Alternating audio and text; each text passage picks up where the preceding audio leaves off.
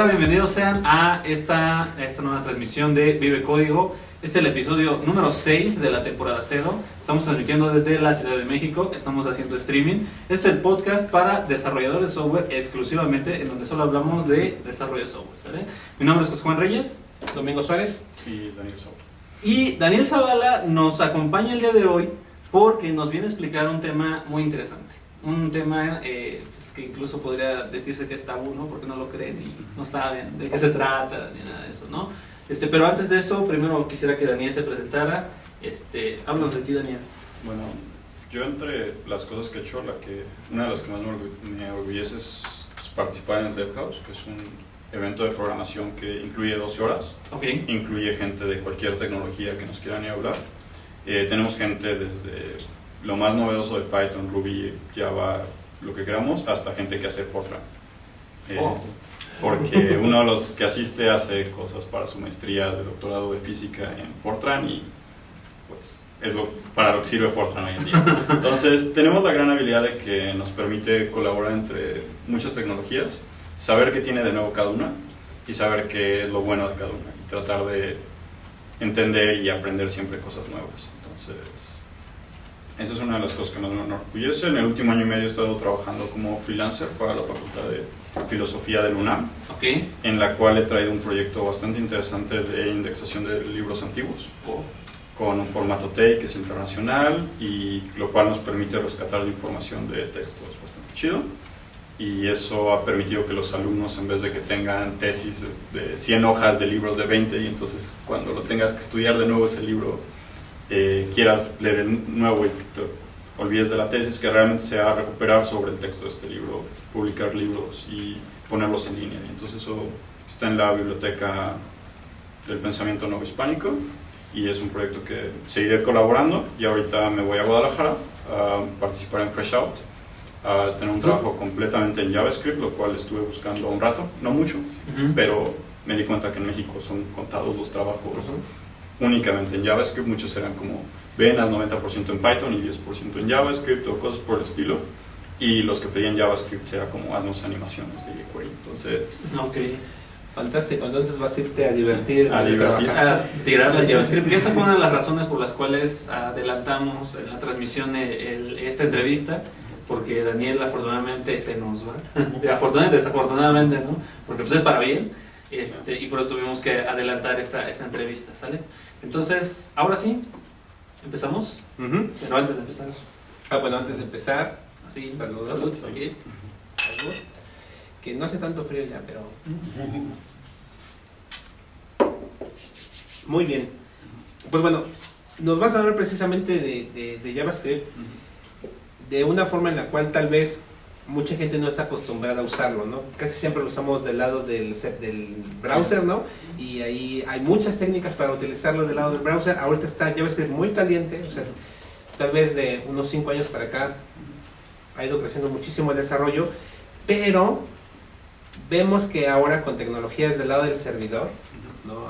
Estamos acostumbrados a cosas muy tradicionales, no sé, Java, PHP, Python, Ruby, pero ¿por qué no JavaScript? ¿No? Y es precisamente en donde pues bueno, nos vas a poder hablar de lo que sabes y de esa tecnología muy interesante que tiene un paradigma que mucha gente ha utilizado desde hace muchos años, pero que no ha sido tan explotado, ¿no? Sí. Que es precisamente tal vez el uso de retrollamadas o callbacks. Pero bueno, vamos a hablar el día de hoy de Node, ¿no? Node.js.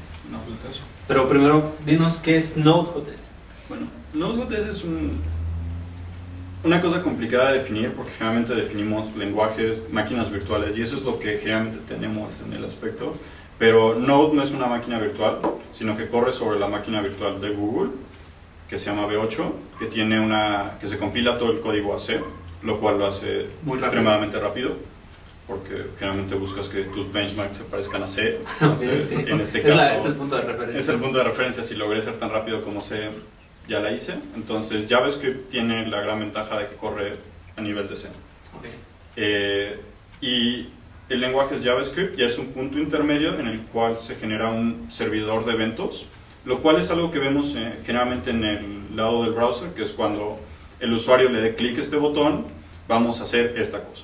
Y es lo mismo que hace Node, solo que lo lleva a un nivel extremo, que es En el caso de HTTP servers tenemos la posibilidad de tener, cuando llega un request, hace esta cosa. Cuando tenemos un TCP server, como en el caso de sockets que utilizamos para comunicaciones en red entre dos máquinas, cuando nos llega un mensaje, hacemos esto. Podemos mandar JSON, lo cual nos permite mandar mensajes relativamente complejos con un tipo con cierta información bastante interesante. Y es lo mismo, cuando llegue un evento al servidor, vamos a procesarlo de esta manera y regresar esta información o publicarle a cuantas gente sea. Y entonces tenemos esta gran ventaja de que este event server es muy parecido a cómo funciona Erlang. Así, no se puede decir que es como funciona Erlang. Erlang tiene demasiadas cosas más, pero aún así tiene la misma filosofía de estos eventos. Y entonces tenemos ahí como tres cosas bastante buenas, que es una sintaxis como la de JavaScript, que es bastante accesible para el usuario, al grado de que hasta diseñadores lo pueden hacer. Okay. Lo cual generalmente su interés es pegar código, pero es un código que se puede entender bastante fácil. Tenemos la posibilidad de correrlo muy rápido, por el hecho de que corre en C, y además la máquina virtual de Google la pensaron no para el browser, sino para otras 10.000 payasadas, y entonces tiene unos niveles de optimización que no son necesarios en el browser, al grado de que hay veces como en Regex, que JavaScript si lo corres en muchos ambientes es relativamente lento, pero con esta máquina virtual arriba de 10.000 llamadas suele ser más rápido que C. Wow. Y entonces esos son de los benchmarks que sucedieron y que Chrome cuando lo vio nunca lo creyó. Y sucedió así. Y entonces poco a poco han ido logrando tener un ambiente de desarrollo muy poderoso. Ahorita está en la versión 0.4.9 más o menos. Puede que para cuando salga el episodio eso ya haya cambiado. Y en febrero prometieron que en 6 meses iban a llegar al 1, lo cual creo que no va a ser en 6 meses, pero esperemos que para fin del año lleguen a la versión 1, ya sea estable, y entonces ya podamos empezar a desarrollar aplicaciones muy grandes en eso. Ahorita hay casos de startup que lo han usado, en la mayoría es con un lenguaje servidor y todas las cosas que son real time suceden en Node, y hay cuestiones en que la gente ha tenido que reescribir 3 veces su código porque si empezaron en el 0.1, que ahí el manejo de sockets era buenísimo, ya ha sido estable, pero tenían algunas otras librerías. Para el paso al 0.2 se rompieron muchas cosas, para el paso al 0.4 se rompieron muchas cosas, y esperemos que gran parte de eso ya no se rompa. Ahí el gran problema fue que JavaScript no tenía manejo de binarios, porque en el browser no te interesaba tener binarios, hasta hace poquito que ya tenemos un file API de veras. Y entonces nadie había considerado que JavaScript tuviera binarios, y poco a poco llegamos a la conclusión ¿De que sí se necesitaban? De que se necesitaban. Al parecer alguien dijo quiero binario, sí. Y ahorita todavía en el browser tenemos una cosa que no es binario, que son arreglos octetales, una cosa así, que simulan binarios bastante bien, pero no son binarios tal cual. Esperemos que poco a poco los browsers lleguen a darnos un tipo binario realmente. Ok, y de aquí, bueno, lo que tú comentas es de que está basado en JavaScript, entonces cualquier persona que sepa JavaScript podría entrarle a Node.js. Sí, es la misma sintaxis. Vas a tener que entender que lo que tú haces en el browser generalmente llega a tocar el DOM, y el DOM es una de las cosas más feas que puedes llegar a hacer en programación, lo cual es lo mismo que parsear XML en cualquier otro lenguaje. Ok, es feo. Es feo. Entonces, en el momento en que logras separar JavaScript de esa capa de DOM y realmente tener una cosa interesante arriba de él, puedes tener todo el poder de un lenguaje funcional ahí. Entonces, al momento de salir de JavaScript del browser, que es un lugar bastante cómodo para trabajar, a Node vas a necesitar como dedicarle un poco de estudio a cómo realmente está hecho el lenguaje, pero es parte de un salto normal, y no es un salto muy complicado, es un salto que poco a poco le vas agarrando la onda.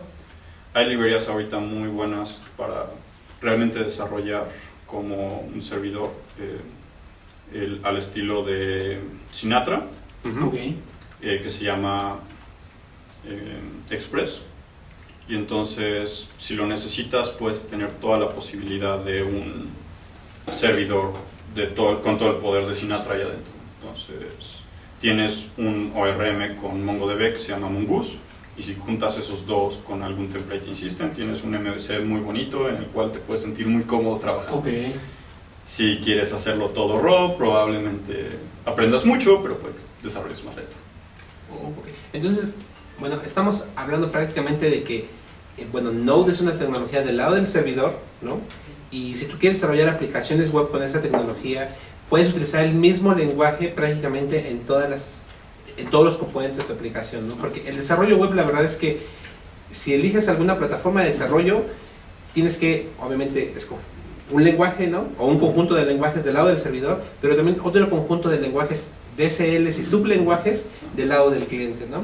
Entonces, si puedes, no sé si tal vez dentro de las ideas de Node sean precisamente que tengas un lenguaje que cubra prácticamente muchas de esos componentes de cuando desarrollas web. Digamos, si le preguntas a Ryan Dahl, él ha contestado que no varias veces esa pregunta, pero si le preguntas a la gente que trabaja en Learn Boost, que es una de las empresas que más ha desarrollado Node y toda su aplicación corre en eso, te dicen que sí.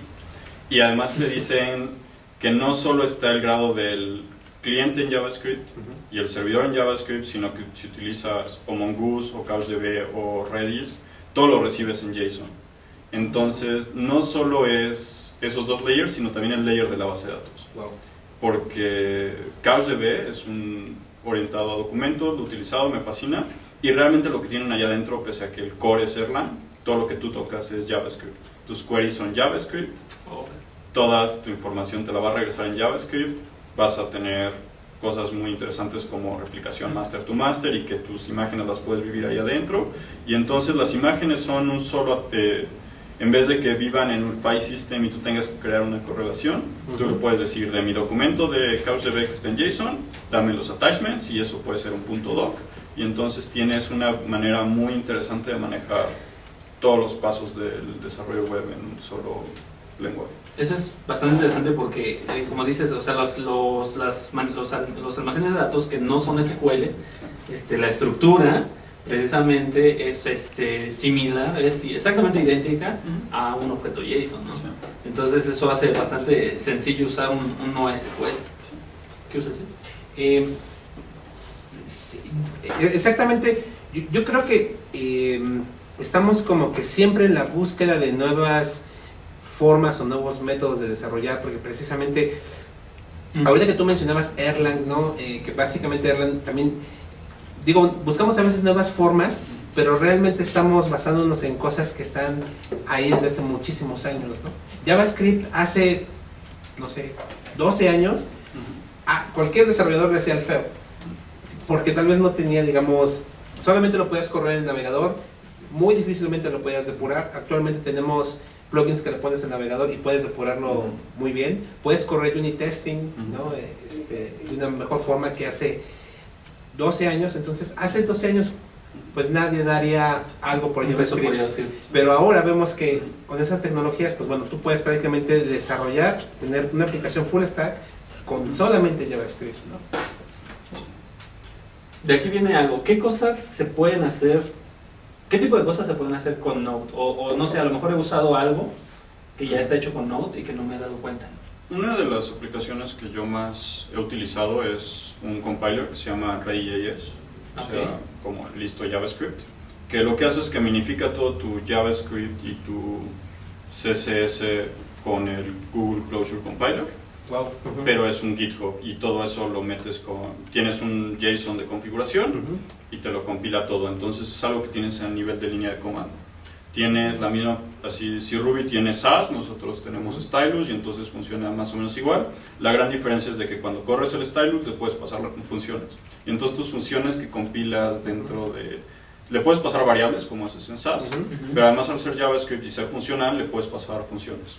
Y entonces decirle, esta es mi manera en la que estoy sumando las cosas. Y entonces hacer las cosas. Y entonces cuando pasas cosas a Stylus, tienes cierto poder más, porque le puedes decir, este es mi como template de CSS, pero córrelo con estas reglas y pruébalo en el browser. Y después córrelo con estas reglas y pruébalo en el browser y a ver cuál funciona. Puede que en algunos browsers funcione otra y entonces puedes hacer ciertas cosas ahí medio raras. Y han surgido pequeñas cositas. Hay uno que me fascina que se llama Faye, hecho por James Corgan, que trabaja en una empresa que hace algo muy parecido a Turntable, pero es venta de música, y cuando la vendes la puedes utilizar en un grupo y cosas por el estilo. Y entonces está muy fancy, apenas como que están en Londres viendo si les funciona o no, pero él ha desarrollado un servidor de PubSub como RabbitMQ que corre todo sobre Node. Y la cosa que además tiene muy fancy es de que tienes un layer donde tú tienes tu servidor. Y entonces tú dices, ok, a este canal le voy a publicar este evento con un JSON completo. Y entonces lo voy a publicar de tal manera, tienes extensiones para generarlo todo en JavaScript. Y entonces dices, cuando hay un incoming message, haz toda esta validación, haz todas estas cosas. Entonces son pequeñas extensiones. Y además tiene ahorita una de las grandes cosas que acaba de liberar, que es una maravilla, es de que tienes engines para tener persistencia, porque las primeras versiones no lo tenían, ahorita ya las siguientes versiones ya lo tienen, porque era uno de los features que más nos interesaba, sobre todo si vas a hacer un chat y no tienes persistencia, pues es un poco inútil. Es agradable si vas a ser anónimo completamente, pero entonces lo que hizo es de que el engine, tienes dos tipos de engine, uno es en el servidor en el que lo estás haciendo, en archivos en disco, y la siguiente es en Redis. Entonces si tú tienes un clúster de Redis donde comunicas esto, yo puedo empezar a hacer cada pequeño servidor que yo quiera en distintos lados del mundo, y entonces puedes tener una red muy grande de servidores de estas PubSubs con una interfaz muy baja. Ok, y ahí, mira, con NoSQL yo tengo así como que mis sentimientos encontrados, ¿no? La verdad, me encanta mucho la idea, está buena. Pero también digo, a veces toda mi vida he trabajado con base de datos relacionales, toda mi vida, ¿no? Y antes de eso con otras cosas, ¿no? Con archivos. Sí, con archivos, Sí. sí. Pero el punto es, muchas de las ventajas de ese tipo de base de datos a veces no estarán sobradas para lo que yo estoy haciendo. Por ejemplo, un clúster de Redis, tal vez es porque tu aplicación tiene millones de usuarios o cientos de miles de usuarios concurrentes, y pues a lo mejor no es una aplicación más sencilla, ¿no? Y obviamente, por ejemplo, una de las cosas que hace Node, precisamente gracias a que muchas de las cosas las haces de manera síncrona con eventos, pues sí, ¿no? Te optimiza, dices, ok, tarda mucho la conexión a la base de datos o al caché o a un file, lo que sea, pero tienes dos usuarios conectados, ¿no? Entonces, digo, sí es muy bueno, pero a veces no será así como que demasiado overkill, o como que tiene sus escenarios de uso, tú lo usarías siempre. Así, no, yo creo que sí lo podría utilizar siempre. Así, es una tecnología que me gusta mucho. Tiene una manera ya muy interesante de desarrollo, que puedes hacer las cosas muy como modulares. Y entonces, si quieres hacer proceso de imagen, eso lo mandas a un servidor. Y entonces eso lo empiezas a desarrollar ahí. Y entonces tienes tu node, tu nodo de procesamiento de imagen, que vas a hacer que se comunique con tus otros nodos. Y entonces vas a tener tu nodo de aplicación web. Y eso, pues, eso lo podría cambiar por Python.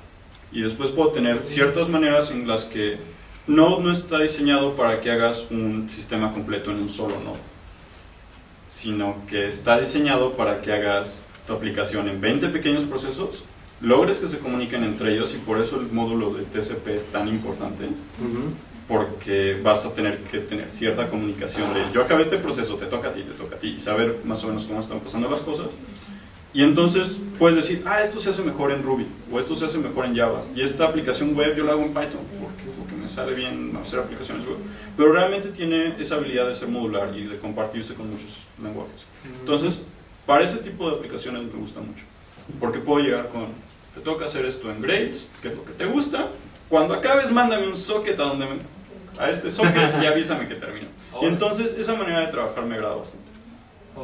En el caso de las NoSQL, son buenas para 2 o 3 cosas cada una. Y ahí siento que CouchDB es un overkill para la mayoría de las cosas, y generalmente lo que quieres para un blog de 1000 visitas al mes va a ser una base relacional donde hagas 3 queries distintos y le quites el problema. Couch para eso puede que no te sirva mucho, pero Couch y Mongoose están hechos con la idea de, ok, desarrollalo te va a costar 3 horas más de desarrollo hacer esos 2 queries o cosas por el estilo.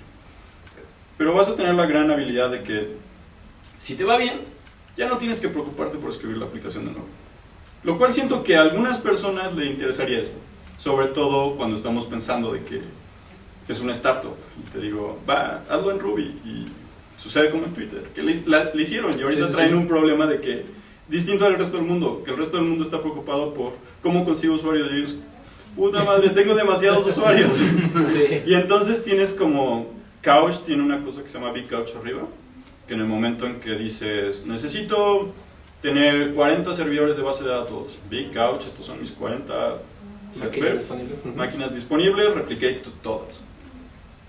Escalas. Ya escalaste. Entonces, el tener tus documentos ahí, si te pido hoy haz eso en MySQL, tú me vas a responder mentadas de madre, te voy a ver el próximo jueves y no apareces dormido. Sí. Entonces, hay ciertas cosas así. Redis sucede lo mismo. Redis, ahorita entras a Redis to Go, bajas una gratis, tiene nada de RAM. En el momento en que empiezas a pegarle, pues entras y dices $15 al mes. Chido, ya cubrí mis problemas de 100 usuarios concurrentes. En 2 meses llegas y te digo, ok, $30 al mes. O creo que la primera empieza en 25. No, la primera empieza en 5. La primera empieza en 5, la siguiente en 25. Y hay una gratis antes de eso, que tienes acá abajo. Ah, sí. Entonces tienes una gratis, te pasas $5, te pasas a 25 y ya después dices, ok, ya $300 que es la large, que me da un montón de cosas, ya me empieza a preocupar. Ok, vamos a rentar unos servidores, poner nuestro propio y puede que otro día, digamos, estas dos se comunican y hacen su desmadre juntos. Y entonces están muy diseñadas para esta manera de escalar. Muchas de esas están, Redis, Mongo y todos esos, los Couch, están, los que lo crearon, tienen startups de renta de hosting. Ok, les ha ido bien entonces. ¿Lo conocen? Les ha ido bien. Ahorita hay aplicaciones como, ¿cómo se llama? .cloud, que te da como 2 o 3 de sus servicios. Viene Cloud Foundry de VMware, que te dará esos 3 servicios ahí y entonces podrás ir armando cosas por el estilo. En el chat comentan que esto solo es para aplicaciones web, pero estoy seguro que para cosas mobile también vas a necesitar seguramente un API bastante pesado si quieres hacer algo más que ver fotitos en tu celular. Sí, seguramente. Así cualquier cosa que implique un sistema de mensajería pasa. Que por ejemplo, de ese estilo, sistemas de mensajería, muchos mensajes es, pues vaya, cuántos mensajes de texto se han de transmitir al día, cuántos tweets se han de mandar, cuántos DMs, ¿no? Por ejemplo. Y fíjate que hasta ahorita que lo mencionas, yo a veces, a lo mejor he encontrado los tutoriales no adecuados, ¿no? Pero tal vez no había encontrado uno que me lo dijera como tú lo has dicho. No, pues tienes modularidad de aplicación eso. Por servicio, ¿no? Y a lo mejor es un, bueno, como levantas las aplicaciones en Node es Node, tu archivo JavaScript y corre. ¿Al puerto? Y dentro de tu JavaScript corre en un puerto, ¿no? Entonces, eso me agrada mucho porque yo lo veo con muchas aplicaciones y en la que estoy ahorita que está bastante pesada, ¿no? Que digo, ya es necesario empezar a partir, porque si se me cae esto, bueno, lo levanto, pero no dejo de atender a las personas que están conectadas vía el navegador, ¿no? Y eso que tú mencionas es muy importante porque si tu aplicación es modular y puede resistir a que uno de esos nodos no esté disponible, pues eso lo hace también pues bastante escalable, ¿no? Porque de cierta manera a veces puedes incluso hasta clusterizar un puerto. Sí. No, y Node tiene una aplicación que se llama Node Cluster o Cluster Node o algo por el estilo. Que realmente lo que hace es eso. Yo tengo 4 servidores este módulo está cayéndose mucho. Y digo, hoy no tengo tiempo de hacerlo más eficiente. O tal vez está lo más eficientemente posible. Y dices, este mismo proceso, córrelo en 4 servidores, tu Node Cluster, encárgate de administrarlos. Y es como un load balancer. Load balancer completo entre esos, haces la comunicación con este se comunica abajo, regresa, bla, bla, bla. Tienes para manejo de 3, lo mismo que eventualmente tendremos en el browser, que son workers. En el browser se llamarán web workers. Que es en el momento en el que yo digo, el mismo proceso de Node, en vez de correrlo en el main process, le haces spawn a new worker, corre esto, cuando termines me avisas. Y eso, velo a correr otro hilo, porque me estás molestando en Steam. Okay. Y entonces tienes maneras muy fáciles de paralelizar la información con workers. Todavía no es algo muy estable, que a Node le gusta decir, pero lo tienen como los objetivos para tener un 1, tener la posibilidad de paralelizar así, que es una paralelización por threads, aunque no es lo ideal para... Y por ejemplo, este punto a mí me preocupa un poco porque precisamente los threads en cualquier plataforma, o sea, corres el thread y de cierta manera sale de tu control. No, porque si ese thread truena, las cosas alrededor de él. ¿Cómo le haces para recuperarte? Y esto me lleva a otra de las cosas que he pensado alrededor de Node, ¿no? Que hace rato yo te decía, ¿no? Pues ya estamos buscando siempre nuevas maneras de hacer mejor las cosas o de hacerlas diferentes, de aprovechar el hardware que ya existe, porque no es el mismo que teníamos hace 10 años. 10 años.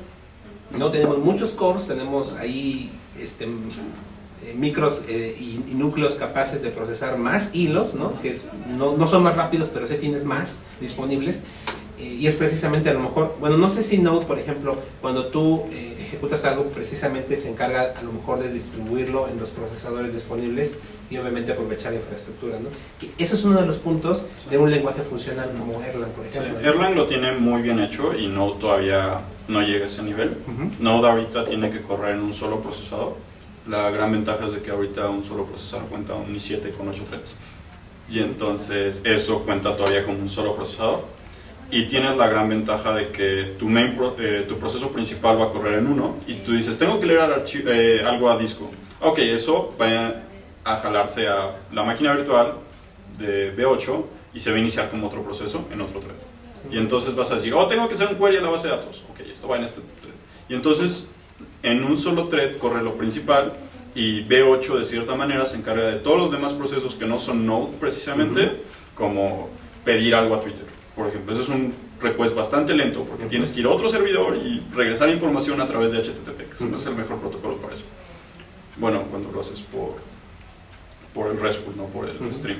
Entonces tienes esa manera de, ok, ve a Twitter, regresa, y mientras todo eso, córrelo en ese proceso, será lo más eficiente que el sistema operativo pueda hacer un curl, y eso le toca al sistema operativo optimizarlo, claro.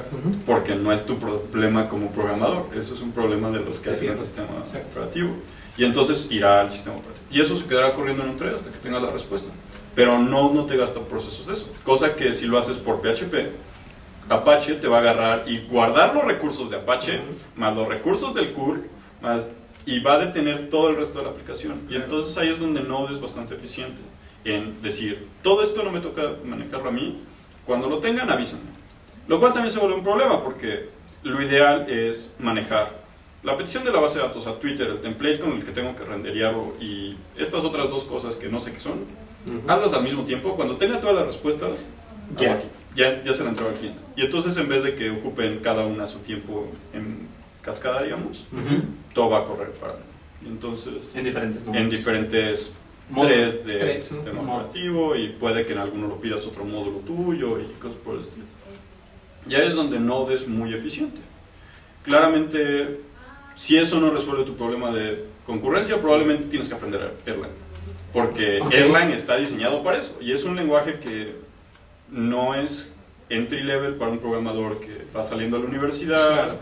Necesitas un buen rato de conocer tal vez otros lenguajes, pero en el momento en el que dices sé Erlang, te he puesto que consigues trabajo en cualquier lado del mundo. Entonces no es algo que sea tiempo desperdiciado, y es el grado ahorita de que la única manera de que el Facebook Chat corra es sobre Erlang. ¿Sí? No hay una manera de que ningún otro lenguaje corra. ¿Por qué? Porque ningún otro lenguaje está diseñado para correr en tantos núcleos al mismo tiempo. Bueno, yo creo que sí. Hay otros, pero ¿no? Sí te vas a cosas como Haskell, que está al mismo nivel de entrada de Erlang, tal vez algo como Lisp, tal vez algo como Scheme, pero tienes que ir a cosas muy como particulares. Así. Claro. Y muchas veces también depende de la experiencia y del gusto, ¿no? Porque no sé si tal vez a veces decimos ¿qué es lo mejor? O estamos en la búsqueda de lo más adecuado, y eso no existe. Lo más adecuado para ti en tu contexto es lo que mejor domina. Lo que te sirve en ese momento. Y soluciona el problema.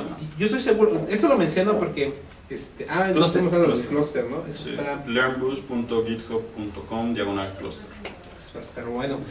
Eso está padre porque precisamente tienes un solo punto de entrada y si puedes correr. Y ya hay el problema y es cuántos servidores le rento a Amazon o cosas Claro. por el estilo.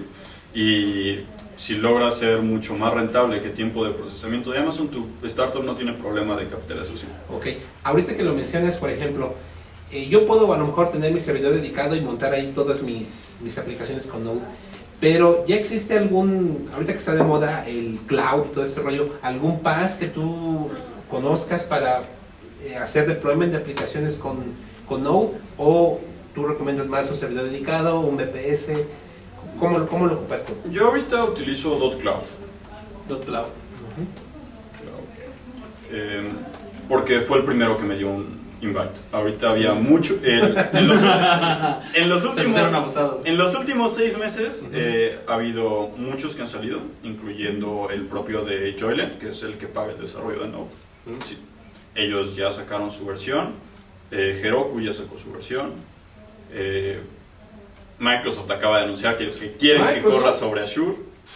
Entonces, claramente se están peleando por ver cuál es el que corre. VMware con Cloud Foundry lo tiene anunciado. Sí, eso. Hay uno open source que se llama Nodester, que puedes literalmente copiar lo que ellos tienen en los servidores que te dan de cliente y decir, nosotros necesitamos un servidor de desarrollo de Node, entonces bajen este código, súbanlo ahí, nos comunicamos tal cual, y hasta que no tengamos algo que ya esté funcional, no nos preocupamos por dónde lo hosteamos. Okay. Y entonces tienes ahí mínimos, te pones a buscar, debes de encontrar unos 20, que conseguir un invite en algunos puede ser tardado, en otros ya es llegar y pagar, dependiendo lo que quieras hacer. La gran ventaja que me convenció de Cloud Foundry es de que me dan CouchDB, me dan MySQL o me dan Redis o Mongo. No, Redis todavía no lo tienen listo, pero Mongo ya. Okay. ¿En Cloud Foundry? No, en .cloud. Ok. Me dan esas 4 bases de datos para que yo elija cuál es la que quiera. Redis todavía está en alfa, no me la han prestado, pero cuando salga beta supongo que se la prestarán a todos. Y tienes la habilidad de que dices, este pequeño cachito de mi aplicación es Python, este pequeño cachito de mi aplicación es PHP y este pequeño cachito de mi aplicación es Node. Todo eso te lo hostean ellos, entonces creo que para desarrollo está bastante chido. Órale. Sus precios acaban de lanzarlos, hace como poquito salieron de beta a vender, y te venden 2 servicios con AnyStack, o sea que cualquier lenguaje que elijas, gratis, y arriba de eso te empiezan a cobrar ciertas cosas. Es una excelente opción porque Sobre todo para aprender, así cuando lo vas a utilizar para aprender no te interesa aprender Sí. cómo correrlo en servidor tiempo completo. La mayoría de la gente recomienda que cuando ya lo vas a hacer para producción utilices Nginx enfrente para nivelar todas las cosas que tengas que nivelar y atrás todos los pequeños nodos que tengas que hacer. Y entonces en el momento en que necesitas comprar más servidor, en vez de comprar un servidor más grande, lo que haces es empiezas a mover nodos y entonces ya tu Nginx es nada más cuestión de configuración. Esto que comentas es padre porque también, digo, ¿por qué no Apache? Sí.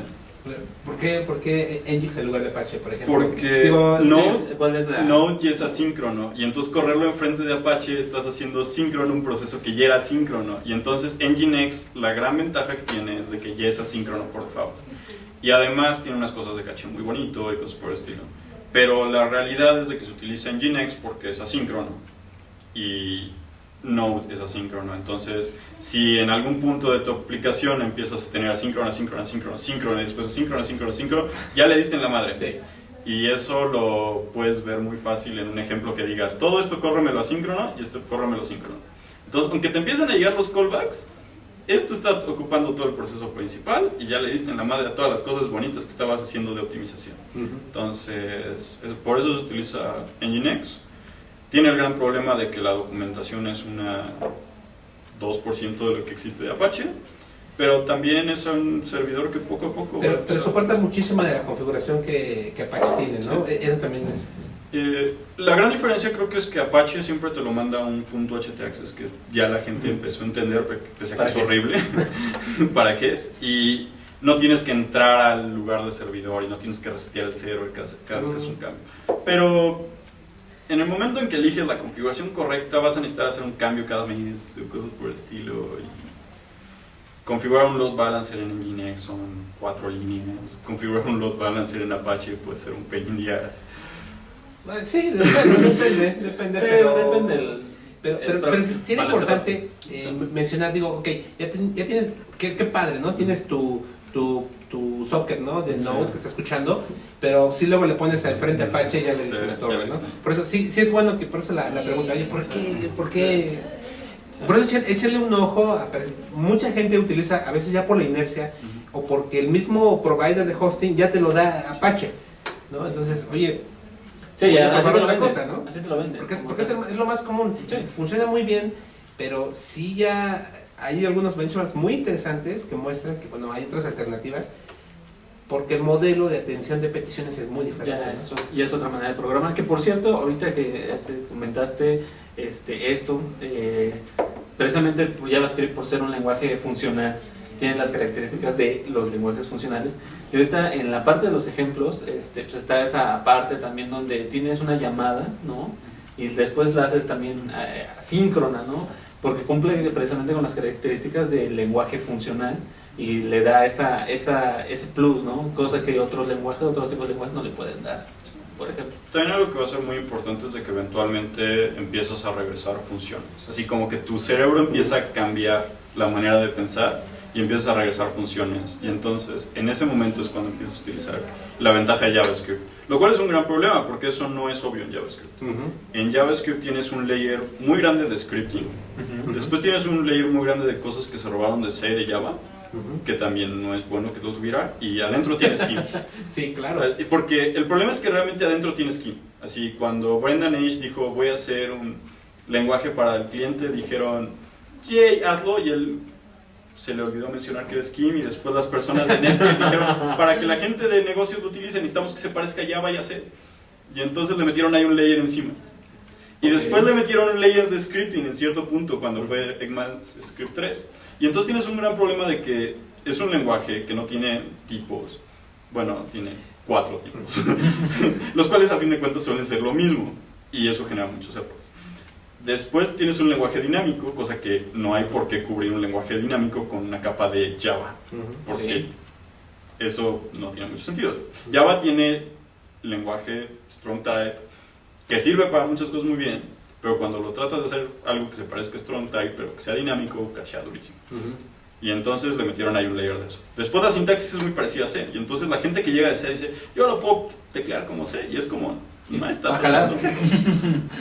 Vale. Y sí, yo creo que el punto de, por ejemplo, estamos acostumbrados a guardar en variables datos, sí. Pero ¿por qué no guardar código?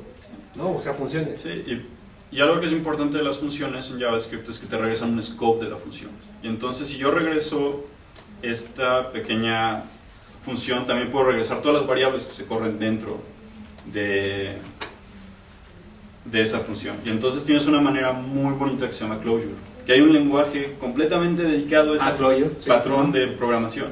Y es muy bonito de utilizar. Tienes la habilidad de que con eso es la mejor manera de proteger tus datos en JavaScript, es la mejor manera de hacer casi todo en JavaScript. Y es bastante complicado que empieces a bajar a los layers de, ok, yo ya sé JavaScript scripting, ¿qué más hay ahí abajo? Porque quiero más poder, porque claramente JavaScript como scripting no tiene el poder de Python, y nunca lo tendrá. JavaScript como la capa de Java, pues nunca va a tener el poder de Java. Y si lo tratas de usar así, te vas a meter en 10.000 problemas de 10.000 bugs que van a surgir aleatoriamente, porque no suelen surgir en un browser, pero otros sí, y entonces tienes ahí un gran problema. Y ya cuando llegas al punto de Clojure es donde el lenguaje es bastante estable, donde la implementación es difícil que la rompas, pero implica que tienes que ir aprendiendo un lenguaje. Y usar muchos paréntesis.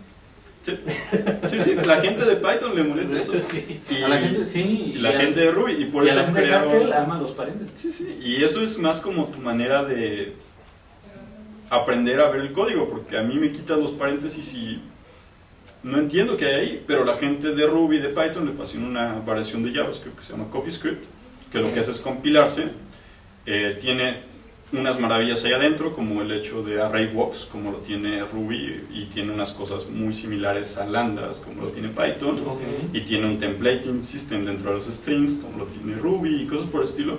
Y entonces tiene mucho poder, pero para mí me quita paréntesis, corchetes y llavecitas. Y ya. Digo, oye, espera, eso no es JavaScript. Y realmente no es JavaScript, es un lenguaje que se compila JavaScript, que tiene muchas monedas muy bonito, tiene la misma filosofía, lo cual me agrada porque, por ejemplo, cuando intentas utilizar Google Web Toolkit que se compila JavaScript, realmente nunca sacas el poder de JavaScript, porque estás usando Java. Y entonces no tienes funciones. Sin importar lo que hagas en Google Web Toolkit, No vas a tener nunca función. vas a regresar a una función. Es que, y a lo mejor lo más cercano es que en algunas situaciones con GWT puedes escribir JavaScript, pero dentro de un alcance muy limitado. O pasarlo como algo que algún día me dijeron, es que en Google Web Toolkit sí se puede escribir JavaScript, nada más lo pones dentro de un string y lo mandas a evaluar en el cliente. Pues sí, ¿no? Pues sí, pero... ¿Qué implicaciones tiene eso? Sí, ¿no? y eso no solo va a ser complicado porque implica que vas a tener todo dentro de un gran string y puedes meterle cualquier golpe duro en... Y hasta lo puedes concatenar Sí. con cualquier otra cosa. Y si hay inyección de SQL, Sí. Ajá, puedes hacer inyección de JavaScript si haces eso. Entonces... pues interesante. Preguntan sobre... Unas de concurrencia. Fíjate que de las aplicaciones de Node que yo he visto, que me gustan mucho, hay una muy interesante, no sé si conozcas TermKit. Yo creo que Sí, sí. para terminar como sobre WebKit. WebKit, exacto.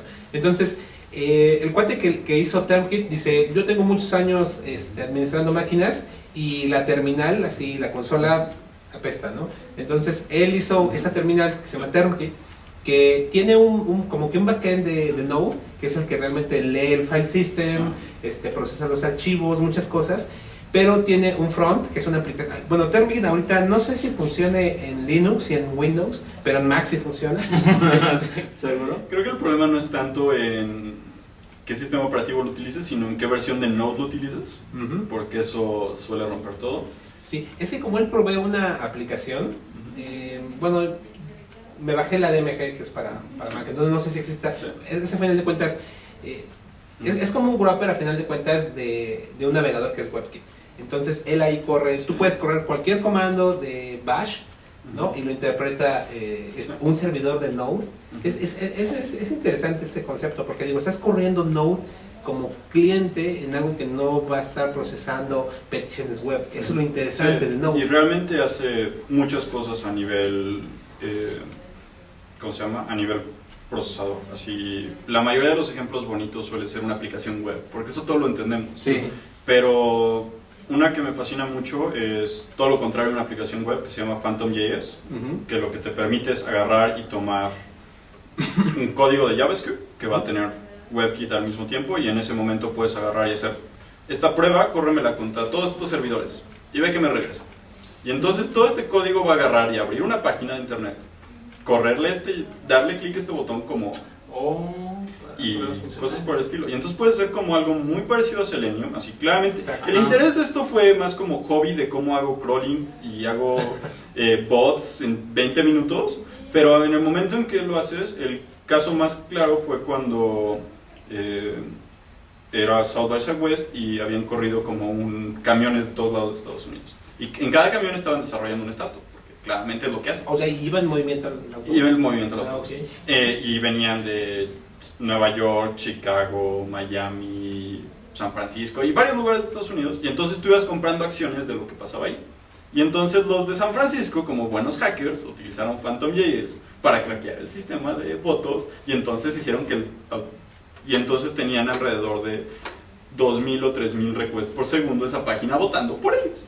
Y entonces puedes hacer con un script muy sencillo, agarrar y mandar todos los requests de vota así, funcionó así, funcionó así, funcionó así. Ok, falló uno, puede que el web service haya caído, que no, fallaron todos, ok, ya falló. Y entonces tenías una manera muy fácil de saber, falló una en los últimos 4 minutos, falló una en los últimos 2 minutos, fallaron todas, ok, movamos el servidor de Amazon de Amazon.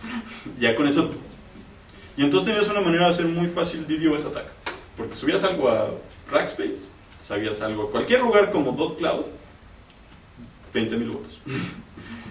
Y trata de estar bueno. Y entonces Sí, tienes toda la posibilidad de tener el browser completo para correr como instrucciones de Selenium, si no usó Selenium lo entenderán, que tienes todo lo que puede hacer JavaScript. Sí, selectores. Selectores, checar si está esto en el texto, mover cosas del lugar, así puedes simular drag and drop. O sea que John Racing dicen que no, nunca hagamos pruebas de simulación de drag and drop porque no prueban si el humano tiene una buena user experience, pero te puede decir si funciona. Okay. Entonces, realmente puedes hacer mucho request en paralelo. ¿Qué más? Mira, bueno, de hecho, quiero comentar una duda que están comentando ahí en el chat. Okay. Precisamente con respecto a Phantom, hay muchísimos proyectos JS, ¿no? Algo JS, hay una explosión tremenda, ¿no? Eso me agrada, ¿no? Me agrada porque ves que hay muchísimo interés de la comunidad haciendo cosas, porque generalmente esas cosas son open source, entonces eso beneficia a la comunidad tremendamente. Pero por otro lado me pregunto, oye, están también reinventando muchas cosas que no existen para esa plataforma de desarrollo.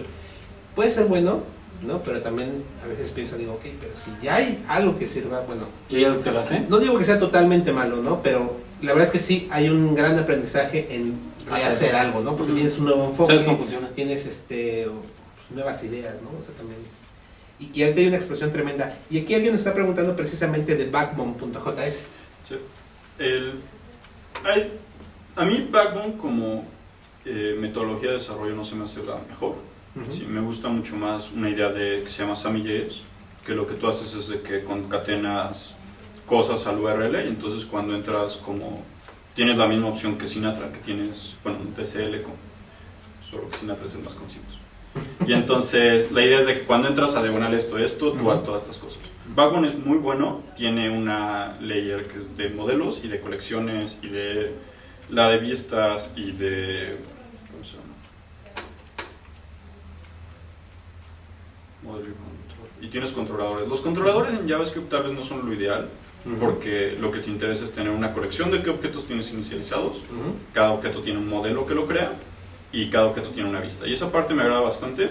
Lo que es muy bonito es de que puedes literalmente tener backbone del lado del cliente y backbone del lado del servidor con Node. Y entonces tu modelo es el mismo. Y entonces en el momento en que estás haciendo interfaces bastante ricas, puedes tenerla esto es en el servidor. Y cuando lo inicializas en el cliente le pasas esa idea. Y entonces en vez de que vaya a ser, ok, creo esta cosa, voy al servidor y la recojo, la regreso. Y muchas veces el único que haces es pintar una vista y regresarle.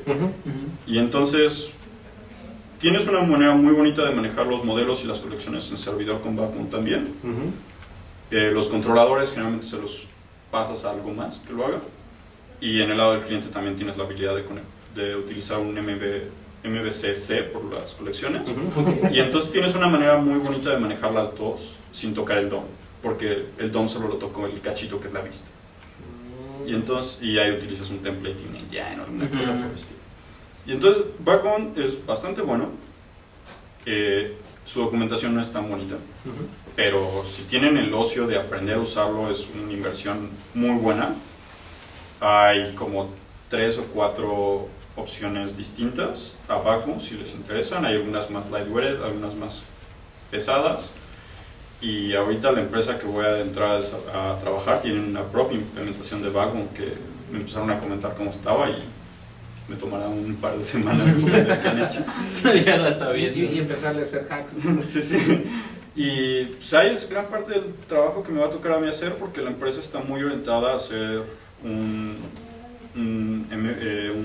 CMS que se maneja a base de widgets y esos widgets corren con una idea de Model View Controller.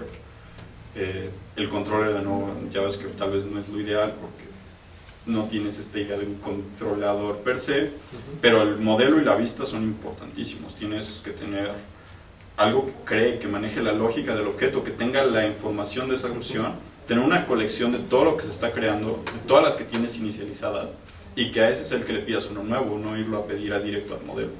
Entonces hay como que tienes el layer de colección en medio, y después la vista, que es cómo se pinta, cuáles son los eventos que tiene. Y manejar eventos en JavaScript, en una aplicación con tablas, a veces algún día me pidieron que tenían una aplicación que cada vez que le dabas un clic en lugar de la tabla, te movía algo a tu como lista de al lado, y entonces eran como los ítems que ibas poniendo. Y lo tenían eso puesto, tenían como el clic a cada celda. Y si tienes 1000 celdas, ya estás haciendo 1000 bindings de información. Y jQuery eso eventualmente hasta el 1.4.2 lo resolvió con el delegate, que entonces ya haces el bobbling del objeto a la tabla y entonces la tabla ya checa cuál es, y entonces ya nada más tienes un binding. Pero eso en JavaScript nos tomó 12 años resolver. Wow. ¿Y por qué? Porque al principio no tenías nada que tuvieras 1000 clics, y poco a poco fuiste evolucionando las necesidades, y al final la solución es súper elegante. Si entran así, si van a hacer algo con Ajax y eventos y jQuery claramente, si entran a jQuery delegate, que es la función, tienen un manejo de eventos muy bonito, y es lo mismo que vas a tener que hacer, y eventualmente eso lo vas a querer que tu vista se los pase al modelo de alguna manera bonita. HTML5 trae un Data API para que si quieres guardar variables no las guardes en el XML del objeto, como haces muchas veces ahorita, que es width 50, y eso es ¿por qué demonios? Eso ya le debe tocar al CSS, ¿no? Lo mismo pasa con muchas veces que pones cosas de tal clase, y la clase realmente es el tipo de data que tienes. Y entonces ahorita lo que te interesa es empezar a liberar el DOM de muchas cosas que no le corresponden al DOM, pero era la única manera de guardarlas en algún momento. Bueno, sin duda estamos en una, no sé, es Esa explosión, ¿no? Sí, y es que además es otro tipo de desarrollar, porque sí, definitivamente con todo lo que te acabas de comentar ahorita, yo estoy visualizando como otro conjunto de técnicas y formas de desarrollo, ¿no? Porque no es lo mismo hacer de base de datos relacionales a NoSQL, es una primera forma de pensar diferente, luego regresar a funcional, ¿no? Luego modularizar, ¿no? Eso es bastante poderoso, ¿no? Y es cosa que no hacemos. Por ejemplo, lo que comentabas, ¿no? Hace rato, de que pues, por lo general estamos acostumbrados a hacer cosas secuenciales, ¿no? Sí. Cascadita, y ahora con esto, mira, lo tienes distribuido, ¿no? Entonces eso hace pensar a uno diferente, ¿no? Sí, hasta hoy no nos preocupa mucho cuando hago dos queries, ¿cuál me va a regresar primero? Sí, eso es algo que en PHP, en todo el tiempo que lo he hecho, es que query regresa primero, eso que me importa. Eso. ¿Se despliega bien la información al cliente? Sí, ya. Chido, ya acabé. En JavaScript muchas veces tienes la opción de que si un query regresa antes, hacer más procesos subsecuentes a eso. Y eso es algo que a Node le critican mucho, que es el hecho de que tienes callbacks indentados hasta... Sí, es... Y muchas veces ahí tienes dos cosas importantes. Si realmente necesitas un callback que se utilice en todos lados de tu aplicación, puedes separarlo y tenerlo como una función, porque es una función que a fin de cuentas estás pasando. Le puedes poner nombre, no tienen que ser funciones anónimas. Y lo pasas como parámetro. Y entonces lo pasas como parámetro y te quitas del problema, y eso eventualmente tiene el problema de que tienes un callback, tienes una función aquí que tiene una función que es un callback, que lo vas a ir a buscar en el archivo de allá, y el archivo de allá tiene una guía. Entonces, traquear la aplicación puede ser un poco complicado. Y la otra cosa es de que muchas veces la indentación es porque estás pidiendo la información a la base de datos, y después de eso estás pidiendo otra cosa, y estás pidiendo otra cosa, y son cosas que se pueden hacer en paralelo.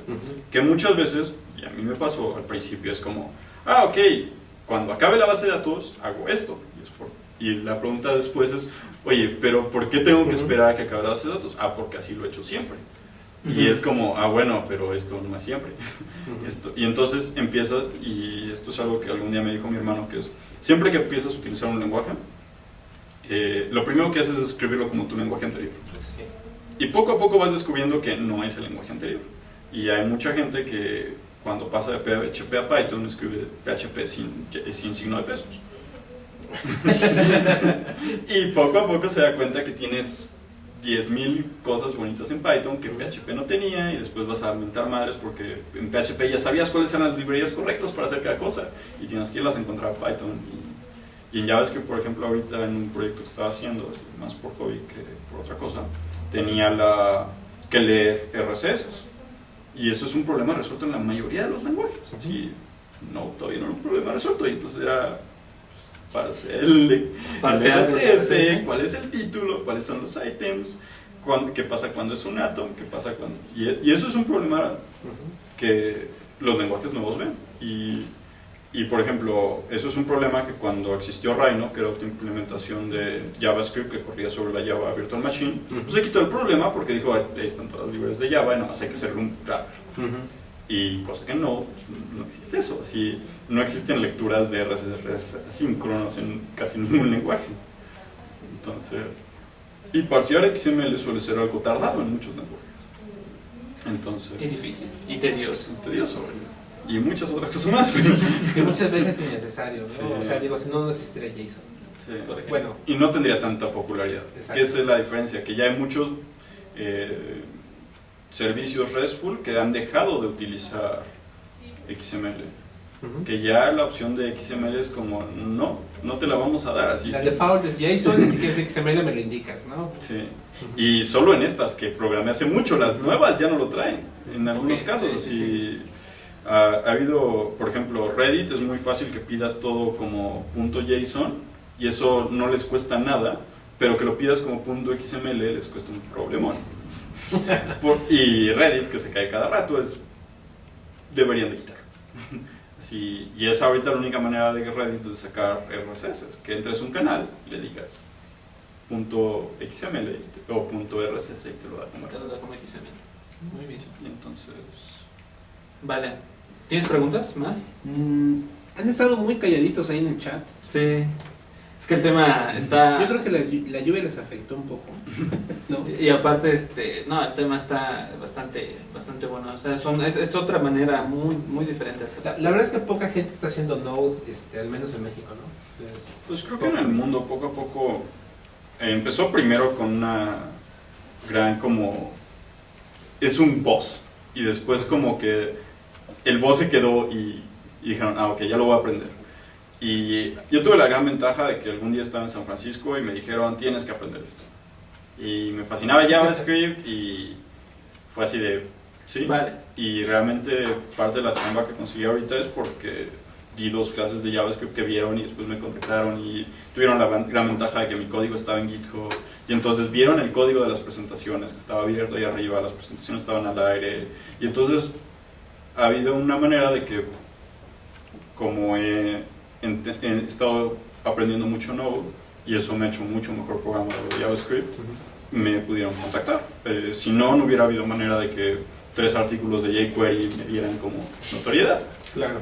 Y la verdad, ha sido un proceso muy complicado porque la documentación no es tan bonita como la de PHP. PHP entras a php.net y Sí. sueles encontrar Todo. ejemplos y ejemplos y ejemplos y tantos que te sueles perder en la cantidad de ejemplos. Y lo que necesitas hacer es un copy-paste de ahí a otro lado y es como empezaste a aprender. Y en Node generalmente el problema es ve al IRC, habla con el creador del lenguaje, porque me ha tocado así que yo, oye, ¿cómo se hace esto? Y Ryan Dahl te contesta. Y eso pues, te sientes bien, así realmente es una interacción de que les interesa. El otro día tenía una pregunta de cómo pasar binarios del browser al servidor y me contactó uno de los que está haciendo el file API. Nada más porque estaba ahí en el IRC. Entonces tienes la posibilidad de tocar con gente de muy amplio calibre. Me dio un ejemplo en JS Fiddler y acabó funcionando. El ejemplo nada más lo estaba haciendo para aprender, pero el tener estas ganas de aprender me hizo contactar a esas personas. En algún caso me tocó que Max Odgen, que es uno de los desarrolladores que hace cosas más interesantes con CouchDB, me mentara la madre porque dijo que yo estaba mal haciendo algo con CouchDB de esa manera. Y después que me explicó por qué, realmente entendí que lo estaba haciendo mal. Pero si no te metes a hacer esas cosas y a preguntar esas cosas, Pues nunca lo vas a hacer. pues nunca lo vas a hacer y nunca vas a tener este contacto con esta gente. Claro. Y vas a ser como en tu grupo de amigos que solo sabe .NET y haces .NET toda tu vida. Entonces lo que estás comentando es súper importante porque la comunidad entonces alrededor de Node está muy accesible precisamente a que gente que quiera aprender pues se meta. Pues ¿no? si Eso es muy importante. Si el creador se responde directamente, Sí. pues... No, y hay veces que me ha respuesto preguntas muy estúpidas, pero no las encontré en la documentación. En JavaScript crear una fecha es como new date y en ninguna parte de la documentación de Node existe que eso sigue existiendo allá.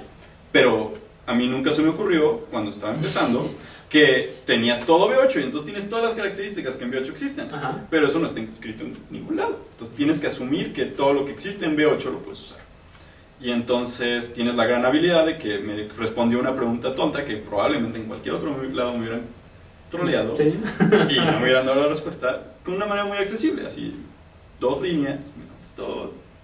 Bien. Gracias. Y entonces tienes realmente una comunidad muy buena. Todo el código está en GitHub. Tienes literalmente hoy en GitHub JavaScript ha pasado a Ruby en commits, Y en proyectos y en líneas de código. Probablemente en líneas de código porque se escriben muchos más paréntesis al final de todo. Los de Ruby me van a decir que es la razón. Pero realmente ha tenido un boom muy importante. Hay proyectos open source que puedes llegar y colaborar muy sencillamente.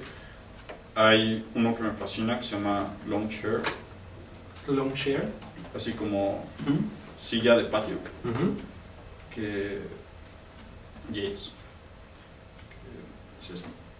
que es una manera súper bonita de decir, KBSP hace todo esto, pero en el browser nada más necesitamos este cachito. Y entonces te voy a dar una API con todo eso. Y es una librería de 200 líneas, súper bonita. Y es sorprendente porque en Reddit, en el de JavaScript, a cada rato el comentario es: odio cómo en JavaScript 40 líneas de JavaScript es algo que vale la pena bloguear. Cosa que en Java, 40 líneas de Java no hacen nada. Así, inicializas una clase, tienes una herencia y ya. Y tienes una máquina de estados también escrita en JavaScript.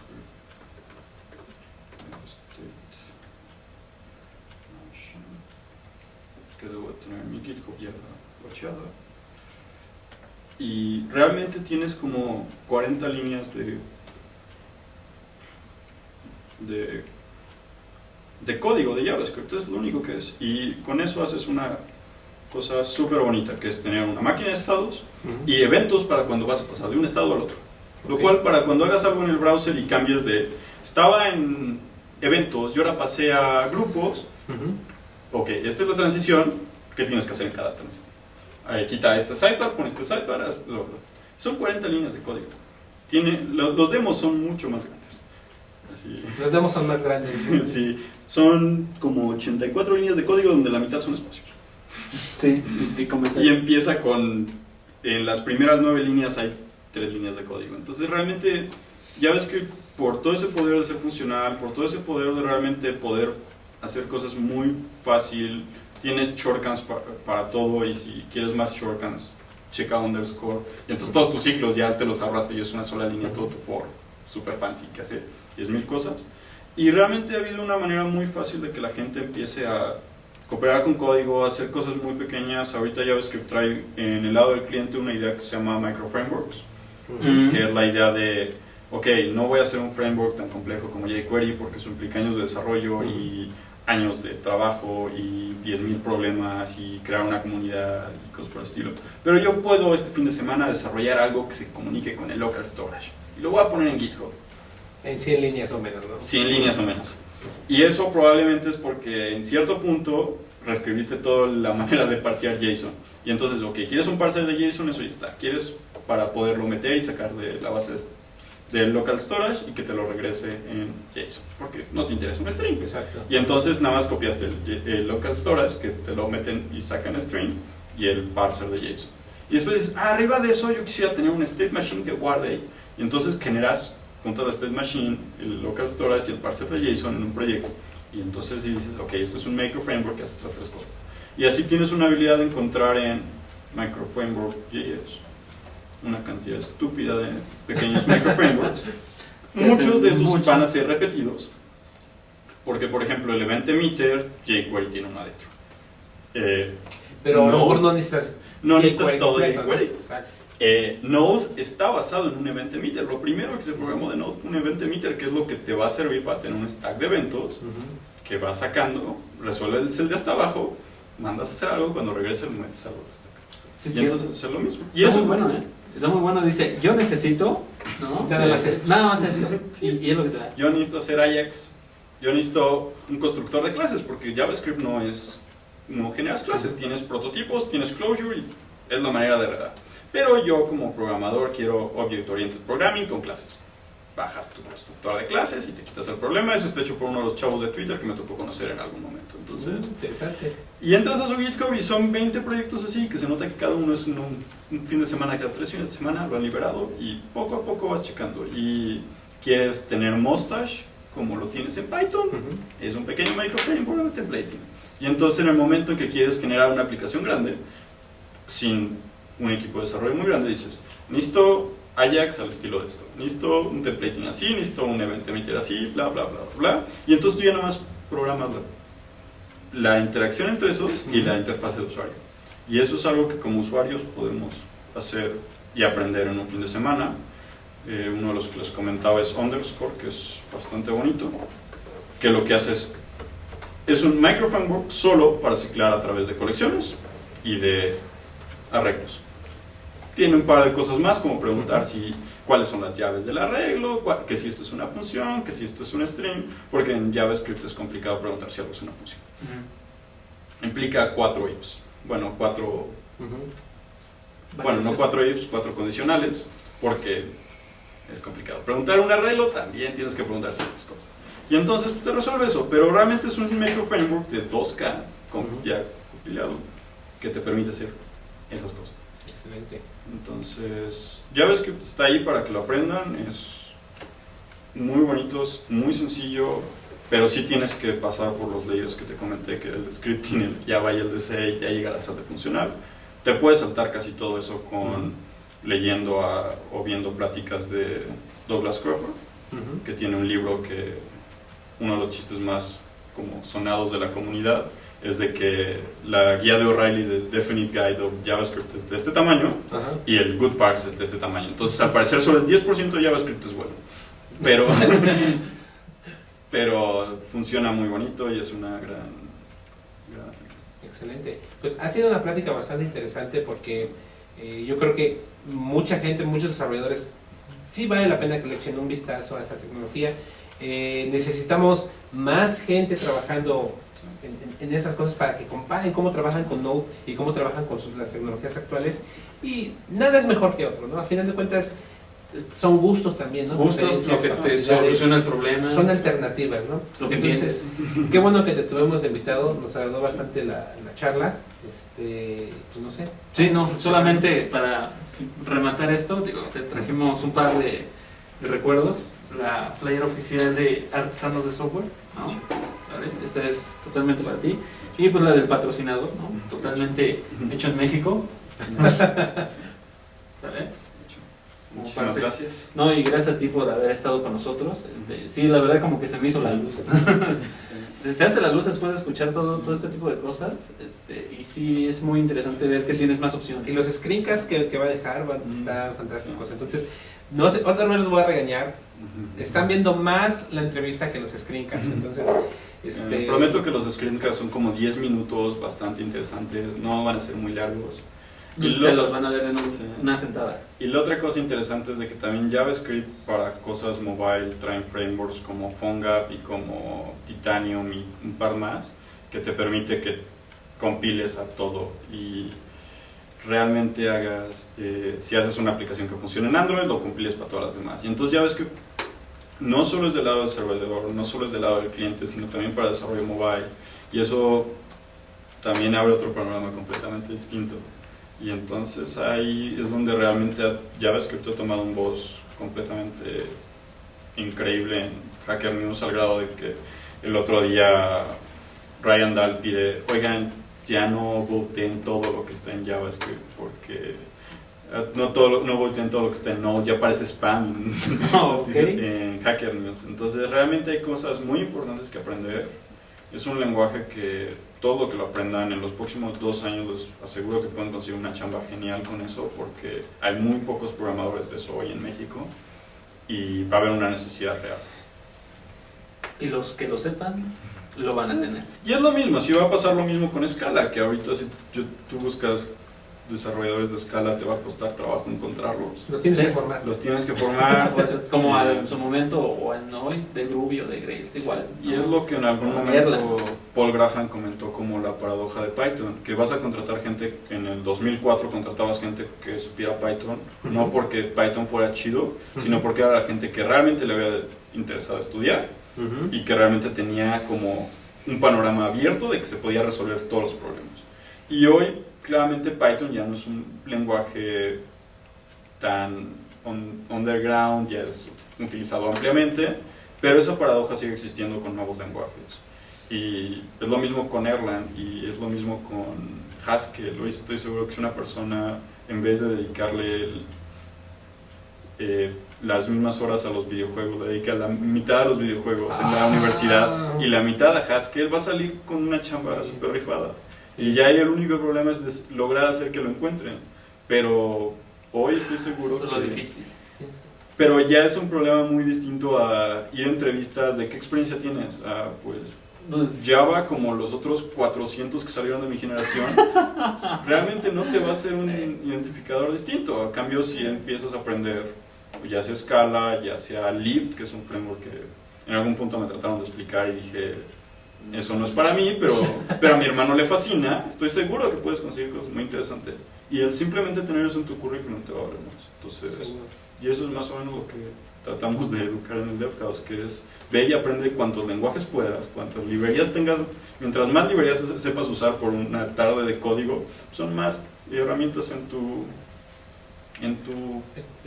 conocimiento, tu conocimiento, tu toolbelt, que en el momento en que te toque resolver un problema, pues si tienes 400 problemas que resolviste de alguna manera, pues, puede que juntes 2 herramientas y en vez de ir a comprar el martillo, que es una gran diferencia. Bueno, entonces ahora vas a estar en Guadalajara, seguramente Pues, todos los DevHubs de Guadalajara vas a estar. Y probablemente los de aquí, porque me fascinan. Entonces trataré de venir lo más probable. Ahorita hay un gran problema de que todas las cosas del DevHouse se quedaron en mi casa. Entonces si hay un DevHouse probablemente no hay extensión. Vamos a la casa de Cedric a hacer a traer la parrilla.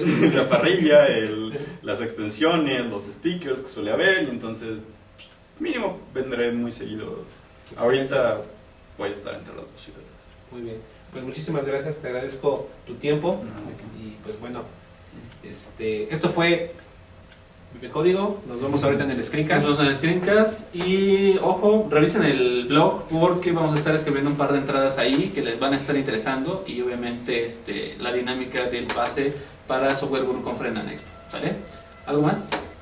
Vean los Screencast. Vean los Screencast. Daniel promete que esto va a ser muy breve, entonces, ojo. ¿Vale? Pues gracias por vernos y hasta luego.